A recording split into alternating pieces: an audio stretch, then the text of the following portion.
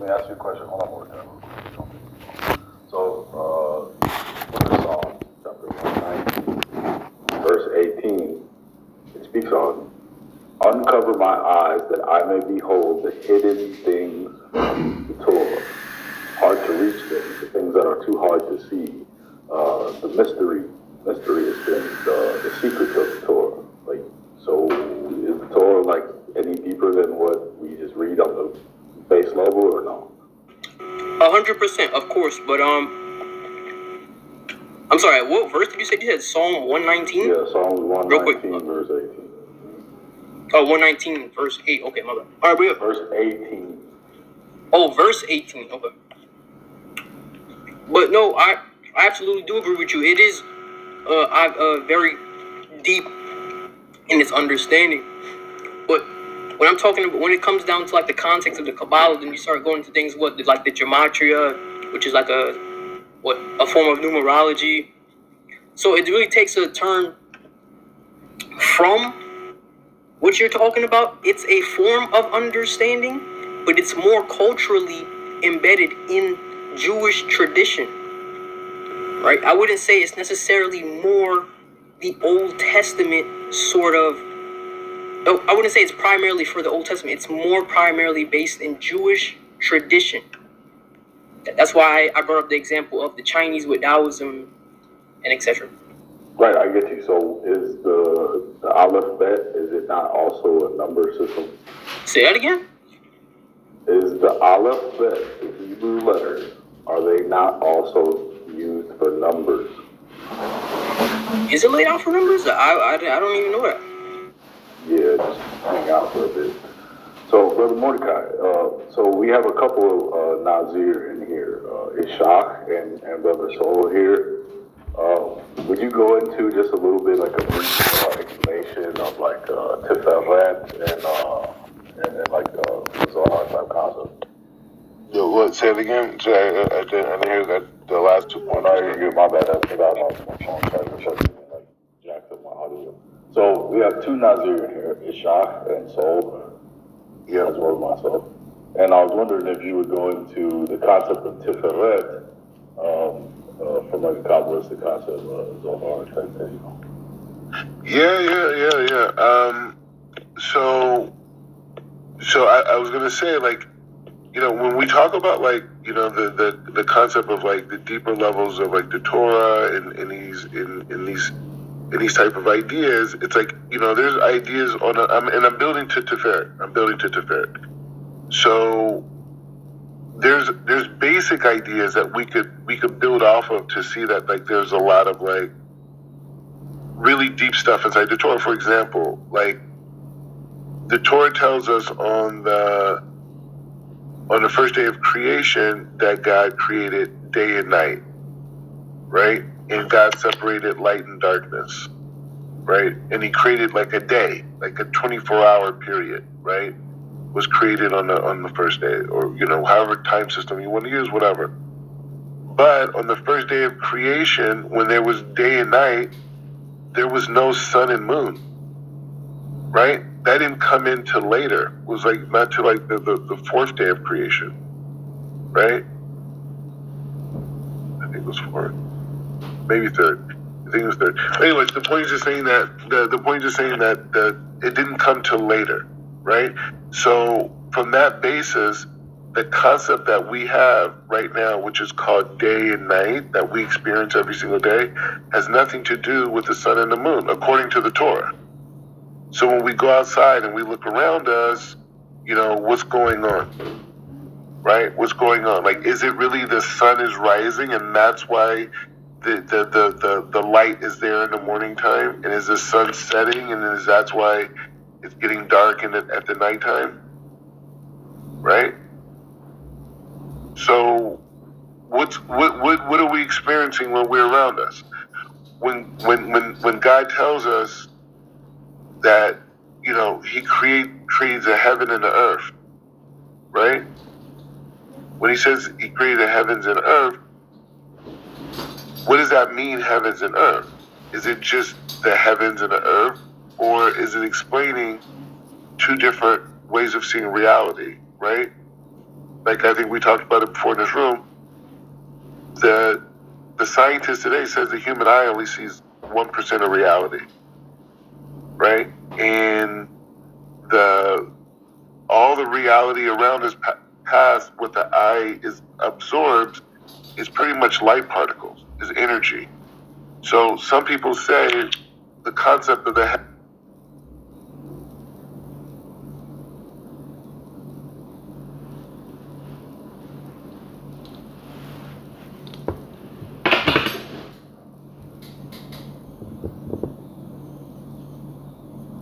of reality, of space, of time, motion, how we perceive reality around us is through the lenses of this 1% and 99% experience, which is the heavens and the earth, but it also could be put on, like, say, a micro level, which is our own personal perception of reality.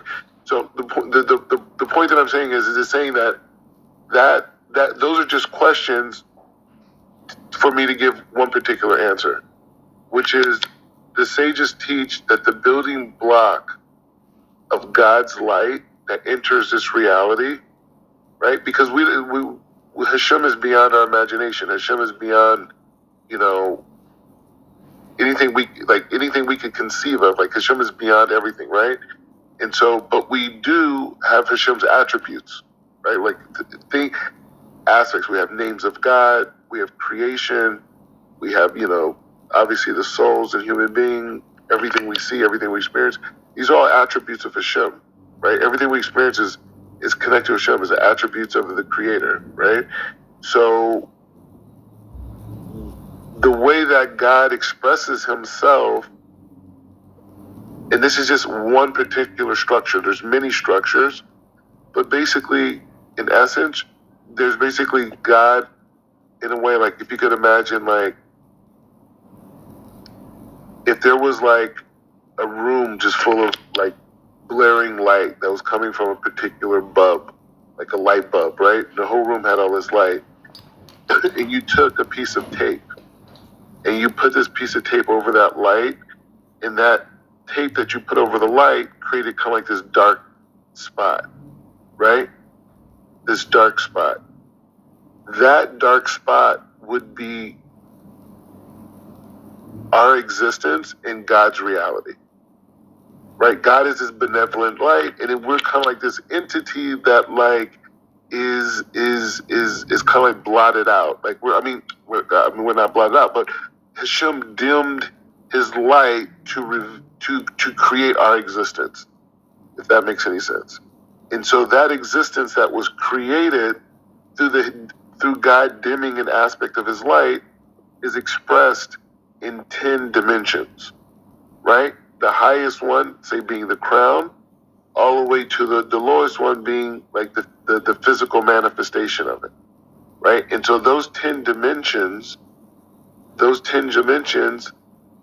could be understood in two parts: the upper 3 and the lower 7, right? So the upper 3 would be considered Keter Chokmah Bina, which is that higher reality, which is like the upper sphere. You could compare it to like the crown being like the crown being Keter, and Chokmah being wisdom, and Bina being understanding, right? So like your mind, every idea, every thought that you have goes through this process, right, of wisdom and understanding, receiving wisdom and understanding. This is Keter Chokmah Bina.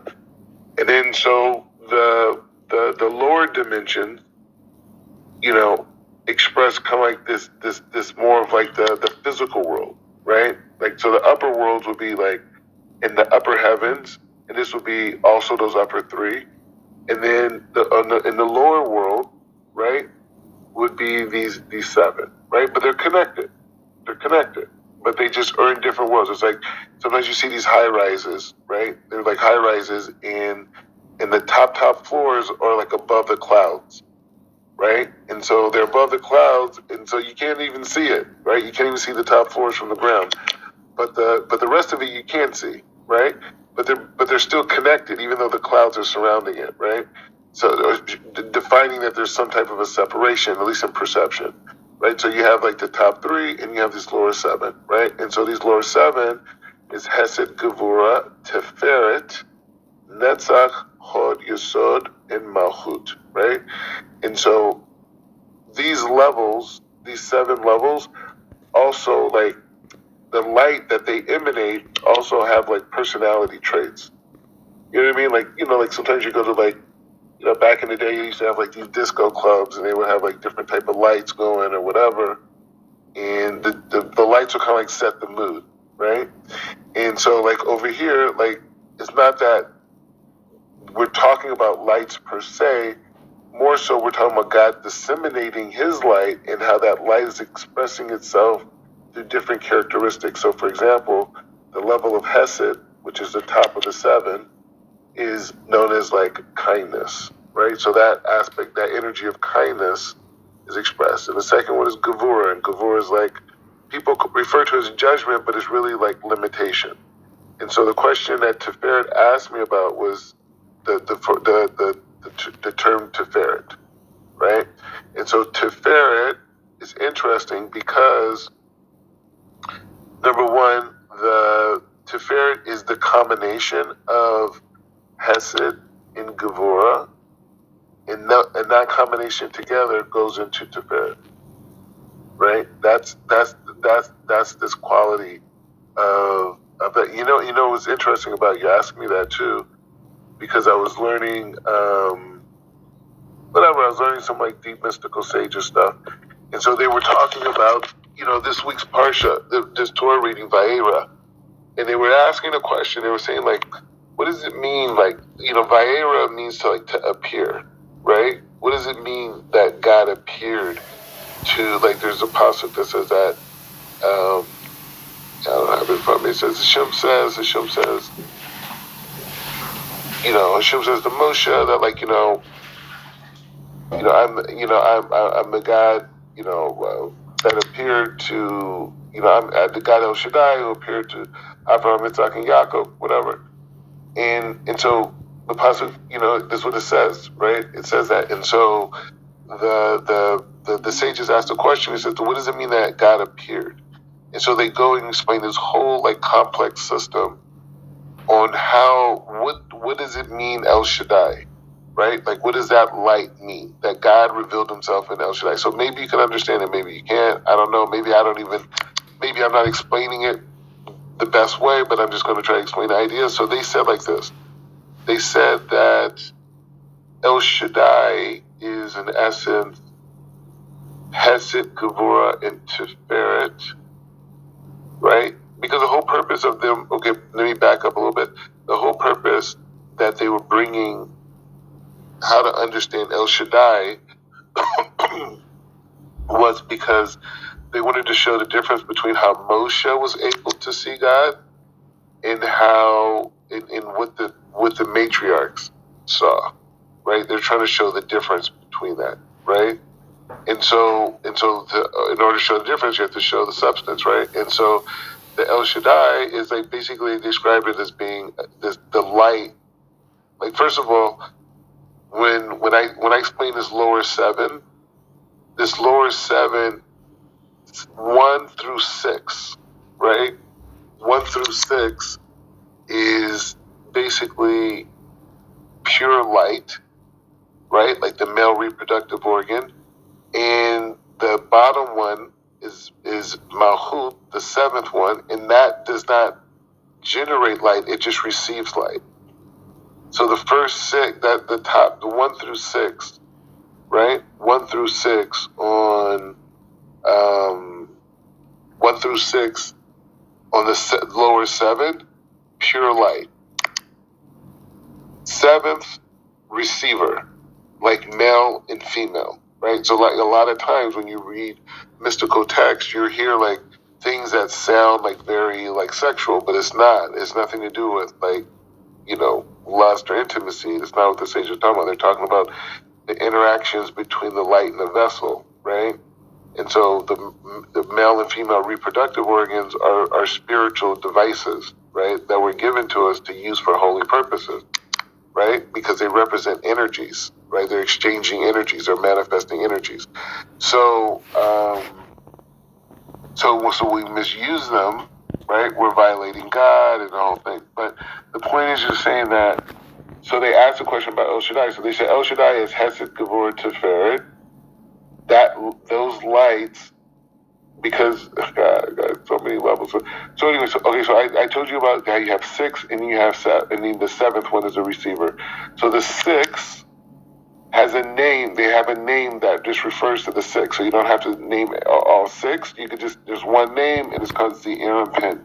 That is the name of that 6. And so that name, the way you could understand it, if you could take those 6 and turn them into one entity, that entity, right, can also have 10 dimensions, right? Once we establish that everything, the base principle of like existence, could be understood through 10 dimensions of God's light being disseminated, right? Once you go through that, once you accept that process, that is the basis of reality, because God kind of like restricted part of his light in the beginning of creation, right? And then that restriction of his light is basically our existence, right? And so that existence that we have, we understand it through this dissemination of God's light, right?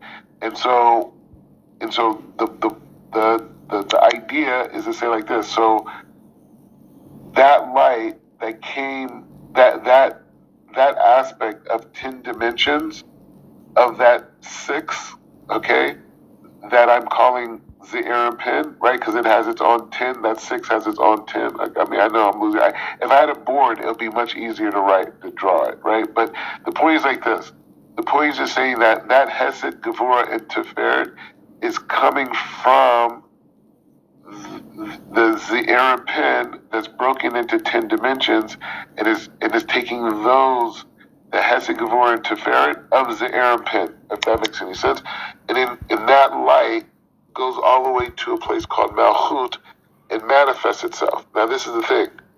So the way that the sages describe it, they say that light that comes from Hesed, Gevurah, and Tiferet, when it comes down into the place of Malchut, it's like they compared it to a light of the sun reflecting off the metal, right? It's like you may see the light that comes down from the sun onto the metal, but you're not able to see that light necessarily reflecting from that metal. It's like it's there, and you know it's there, but it's like an invisible light, right? So it's saying that invisible light was what the patriarchs were able to see, right? That invisible light, that's what the patriarchs were able to see, that light. Moses, I hear a lot, like with the Hebrew Israelites, different people, they say Yah and Yahweh and this whole thing. So that is what we call a Tetragrammatin, right? The Yud K Vav. Hey, I mean, I'm saying it for teaching purposes, but you're not really supposed to, because it's a very powerful name of God. But the Yud, the Hey, the Vav, and the Hey, that Yud K, I'm saying it for teaching purposes, so that's why I'm allowed to say it. But the point is just saying that system is also a dissemination of God's light, right? Like you're saying it as a name, right? As a name of God, but it's really a code that expresses how God's light disseminates. So that light of the Yahweh, that light, that system, those letters, those 4 letters, that light is the light that's fueling the Hesed, Gevurah, and Tiferet that goes into the Malchut, that reflects, that the patriarch saw. That light that fuels that entity, that's the light that Moses was able to connect to. That's the level that he was able to talk to God at that level, right?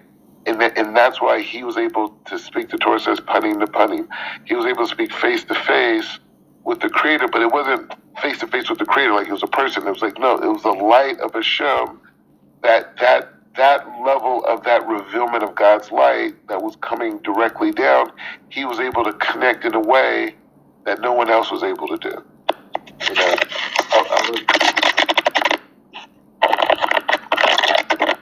I'll land my plane on that one.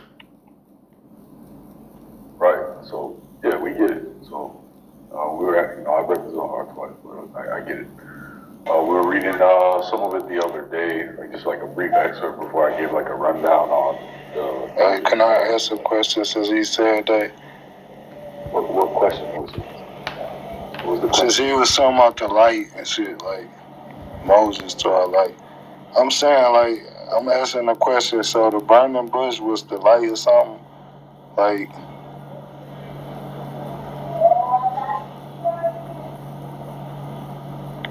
Mordecai's for you.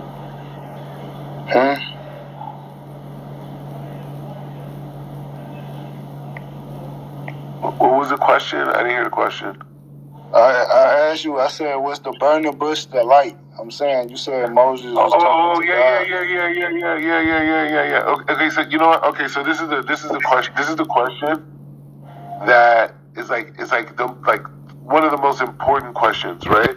So in the Torah it says Ve'ahi or, right? Like let there be light, right?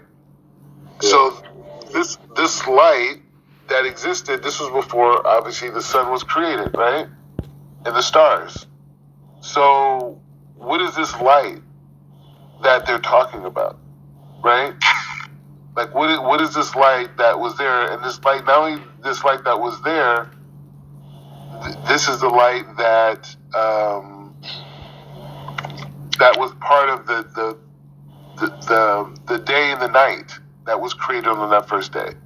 This was the light that was there, right? So what is this light that they're talking about? What is this light that whatever? And so to speed up the whole discussion on it, we learned that light is what we call, like, that light was the light that when Adam was created, he was able to see one side of the galaxy to the other. Like Adam was like on a whole different planet, right? But after he sinned, he fell out of the Garden of Eden, and he fell out of the Garden of Eden, and when he fell out, him and his wife, they lost that light that they call it the or, good news, the concealed light. That light.